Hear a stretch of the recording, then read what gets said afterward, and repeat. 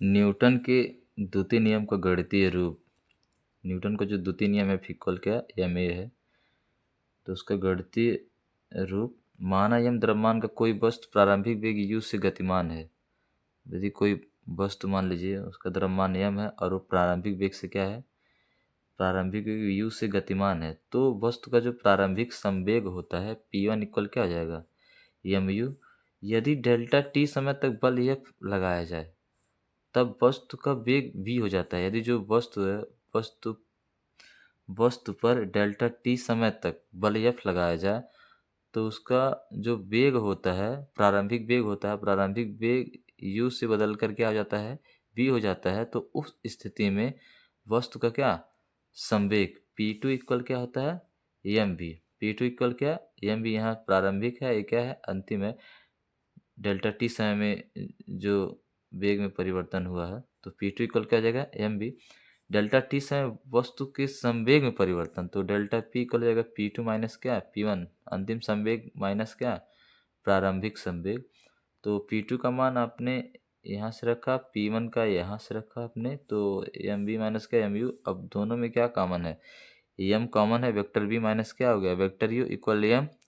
अब v minus u वेग परिवर्तन है तो हो जाएगा आपका डेल्टा v, अर्थात डेल्टा v वेक्टर इक्वल क्या v minus vector v minus क्या वेक्टर u।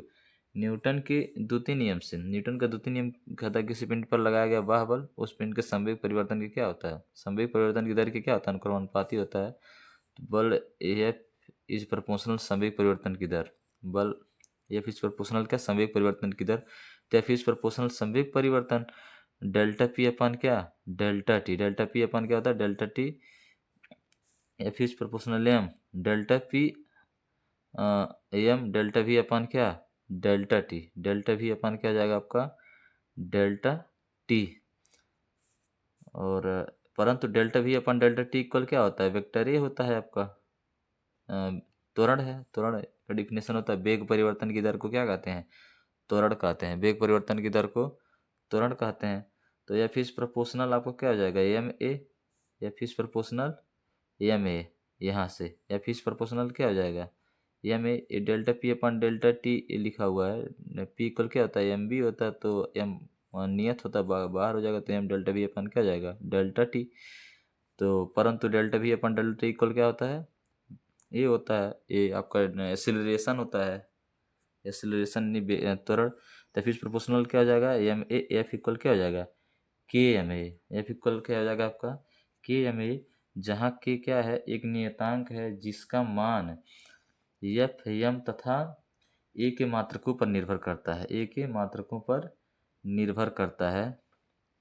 अब जानते हैं समीकरण से स्पष्ट है कि समीकरण एक से स्पष्ट है कि किसी वस्तु पर लगने वाला बल F वस्तु के द्रव्यमान तथा उसमें उत्पन्न त्वरण ए के गुणनफल के बराबर होता है या अनुक्रमानुपाती होता है।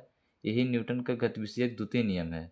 यह SI पद्धति में जो द्रव्यमान होता है 1 किग्रा और जो त्वरण होता है ए इक्वल होता है 1 मीटर पर सेकेंड स्क्वायर तथा जो बल होगा एफ इक्वल कितना होगा आपका 1 न्यूटन। तो इस कंडीशन में के इक्वल कितना आता है आपका जो है प्रोपोर्शनल हटाकर के लगा है इसकी मान कितना आ जाएगा 1 आ जाएगा। इस प्रकार सीजीएस पद्धति में सेंटीमीटर ग्राम सेकंड, जिसको सीजीएस मतलब होता है सेंटीमीटर ग्राम सेकंड पद्धति में एम बराबर होता है आपका 1 किग्रा और जो त्वरण होता है 1 सेंटीमीटर पर सेकेंड स्क्वायर होता है तथा जो बल एफ होता है 1 डाइन होता है।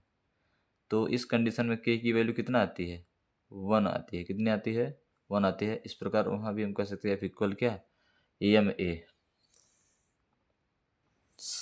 वेग परिवर्तन की दर।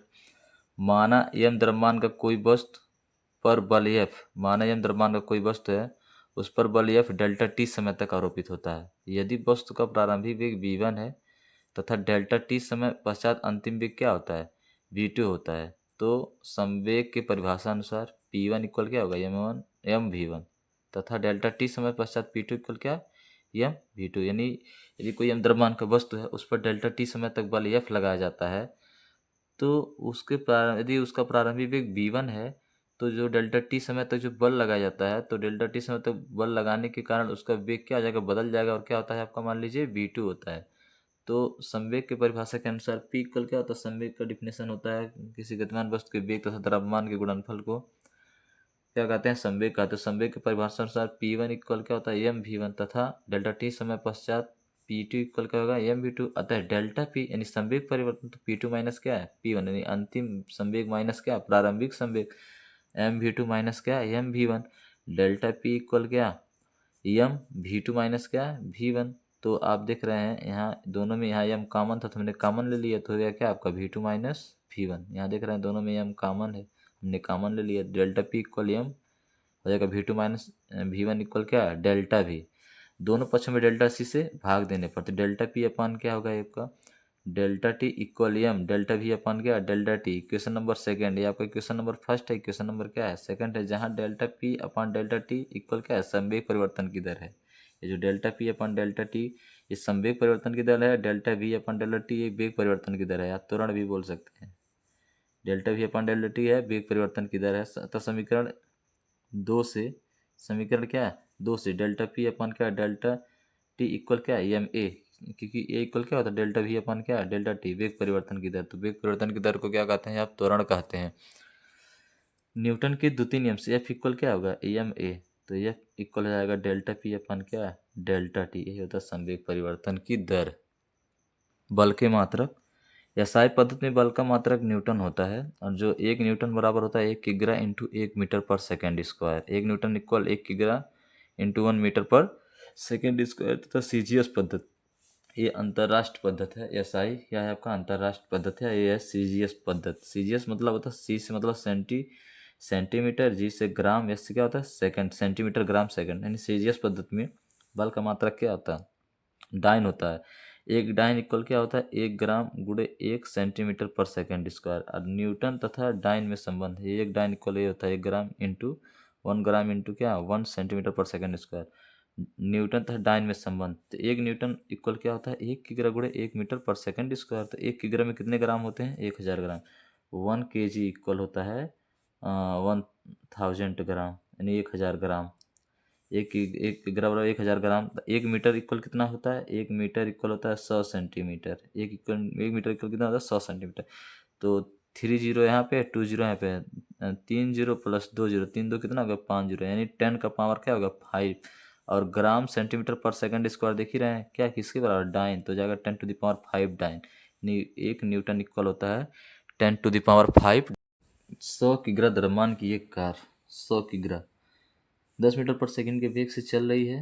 माना कि कार के इंजन द्वारा कार पर, एक कोई कार है, मान लीजिए ये क्या है आपका, कार है, ये कार है आपका। इसका द्रव्यमान जो है कितना है, 1000 किग्रा है। कितना है आपका, 1000।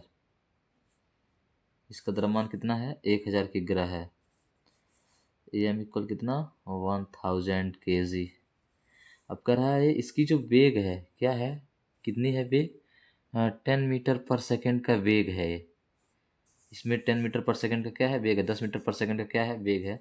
इतने वेग से चल रही है कार के इंजन द्वारा, इस पर 1000 न्यूटन का बल आगे की ओर। कार के इंजन द्वारा, जो कार का जो इंजन है इसके द्वारा 1000 न्यूटन, एफ इक्वल कितना, 1000 न्यूटन बल किधर लग रहा है, आगे की ओर।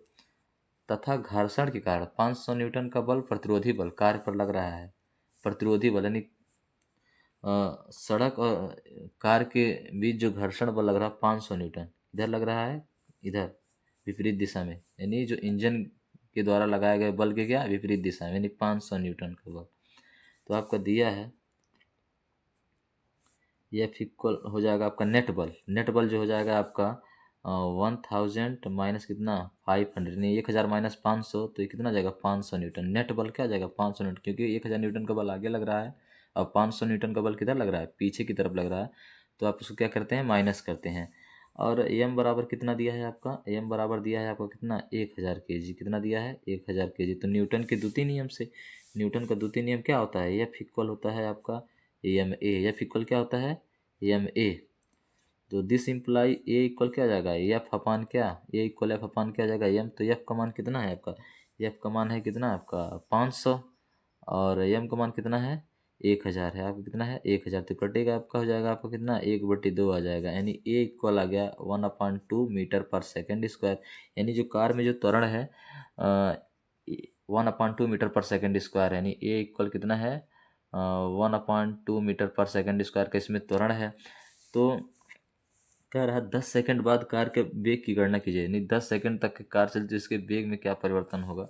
तो 10 सेकंड बाद कितना 10 सेकंड बाद, यानी टी बराबर दिया है कितना 10 सेकंड। तो गति के समीकरण से गति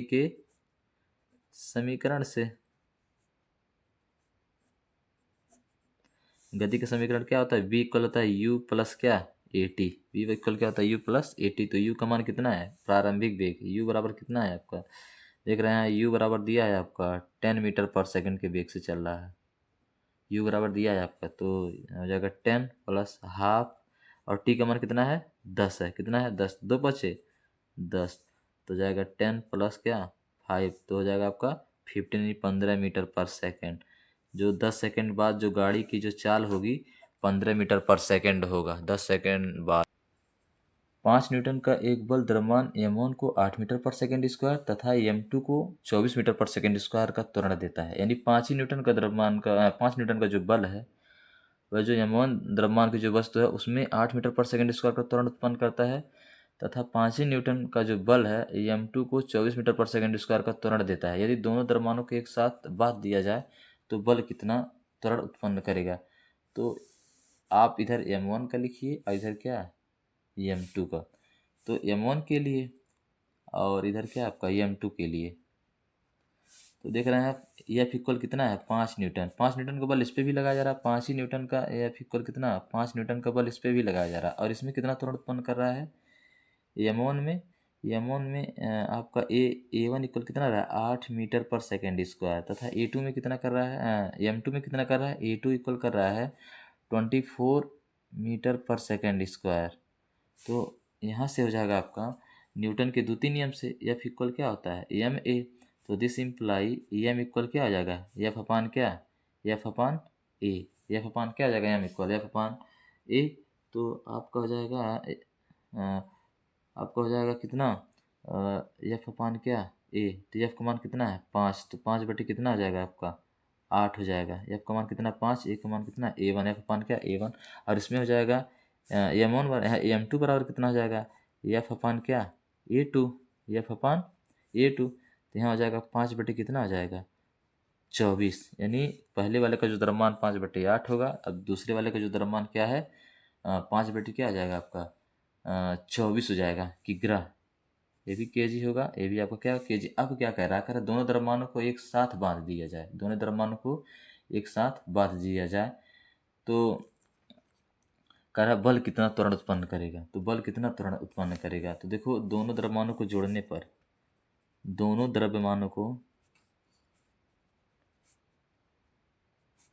जोड़ने पर, जब दोनों द्रव्यमानों क्या कर दे रहे हैं हम जोड़ दे रहे हैं, दोनों द्रव्यमानों क्या कर दे रहे हैं हम जोड़ दे रहे हैं, तो जोड़ेंगे तो कैपिटल एम इक्वल हो जाएगा m1 प्लस क्या m2, तो हो जाएगा 5/8 प्लस कितना 5/24, तो हो जाएगा 5 × 24 प्लस 8 × 40, अब बटे हो जाएगा 24 गुणे क्या 8।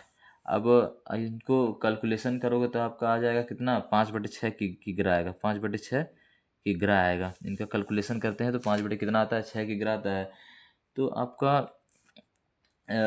जो होगा बल द्वारा उत्पन्न जो त्वरण है, बल द्वारा उत्पन्न त्वरण है, तो ए बराबर क्या होता है एफ अपान एम। इस कंडीशन में भी आपका जो बल लगाया जा रहा है 5 ही न्यूटन का बल लगाया जा रहा है। जो यदि दोनों द्रव्यमानों को जोड़ दे रहे हैं, दोनों द्रव्यमानों क्या कर दे रहे हैं जोड़ दे रहे हैं, ये मान लीजिए m1 है क्या है m2 है, और इस पर भी कितना न्यूटन लग रहा है 5 न्यूटन का बल लगा रहे हैं दोनों द्रव्यमानों को जोड़ने के भी बाद भी, तो हो जाएगा आपका कितना 5/, और ये कितना आ जाएगा 5/, कितना आ जाएगा 6, 5/, कितना आ जाएगा 6, ये ऊपर चला जाएगा, नहीं 5 × 6/, कितना आ गया 5, तो 5 से 5 क्या आ जाएगा कट जाएगा, नहीं ए इक्वल जो हो जाएगा 6 मीटर पर सेकेंड स्क्वायर, ए इक्वल कितना हो जाएगा आपका 6 मीटर पर सेकेंड स्क्वायर। यानी दोनों द्रव्यमानों को जोड़ देंगे तो इस कंडीशन में भी ए इक्वल कितना आ रहा है आपका 6 मीटर पर सेकेंड स्क्वायर का त्वरण उत्पन्न करेगा।